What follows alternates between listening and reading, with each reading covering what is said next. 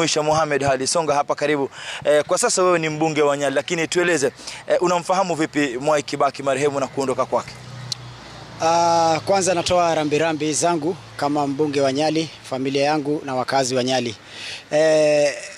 Mwai Kibaki alikuwa ni mtu speciali.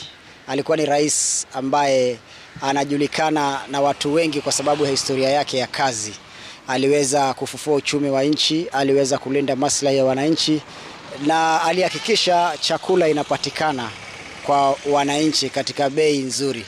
Bei ya petroli, bei ya chakula. Wakati wa Mwai Kibaki maziwa ilikuwa kila mahali, bei zilikuwa chini sana. Na mimi namkumbuka kama rais ambaye hakuwa na ubinafsi. Nikiwa mwanahabari, nilipokuwa nikifanya makala ya Jicho Pevu, aliweza kunitunuku. Nilipata award ya Head of State Civilian Award kutoka kwake Emilio Mwai Kibaki.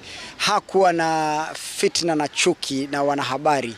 Alikuwa ni mtu ambaye wakati ambapo mimi nataka kuvamiwa ama kufanyiwa kitu fulani, alikuwa anapenda kusema wachaneni na huyo kijana afanye kazi yake. So alikuwa mtu wa maana, na sidhani kama katika marais wale wote waliweza kutangulia na aliyepo sasa, sidhani kama kuna mtu amefika hapo kwa Emilio Mwai Kibaki.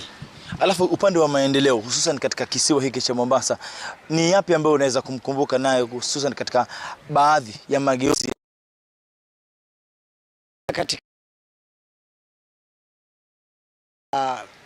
ya SGR? Mambo mengi walikuwa wameyafanikisha ambayo yangekuwa tofauti na yale tunayoona sasa. Na ukiangalia Kibaki, wakati wa Kibaki hakukuwa na ubinafsi, mauaji ya kiholela, hakukuwa na dhulma katika hotel industry, wa ile independence ya kufanya vitu mbalimbali. Hakukuwa na kilio sana. Wajua, hana mambo mingi na mtu. Na Kibaki alikuwa licha ya kuwa rais wa jamhuri, alikuwa tuangalia watu wengi sana na alihakikisha haki na usawa inaenda.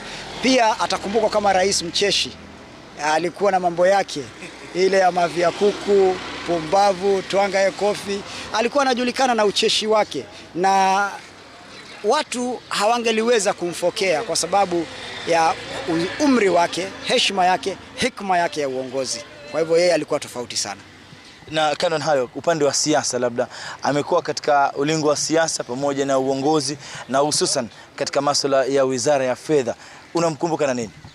Katika siasa nitasema alikuwa mwanasiasa mtulivu na mwenye subra. Nakumbuka akiwa katika Democratic Party, nilikuwa shuleni. Akiwa katika Democratic Party nilikuwa kwenye shule, nilikuwa nafuatilia siasa yake.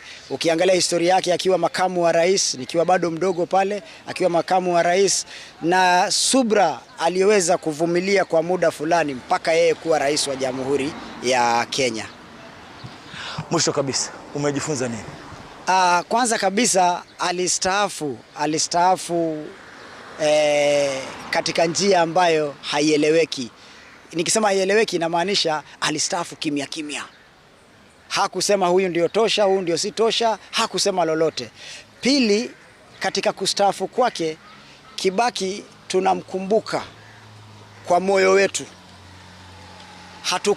Hatumkumbuki kwa majumba ya kifahari ama barabara ama nini. Tuamkumbuka katika moyo wetu kwa ile kazi ambayo tunafanya. Leo ukipita kama ni barabara ya Thika Road, haina jina ya Kibaki, lakini utasikia tunasema Kibaki alitengeza. Ukizungumzia uchumi, utasikia Kibaki alifufua uchumi.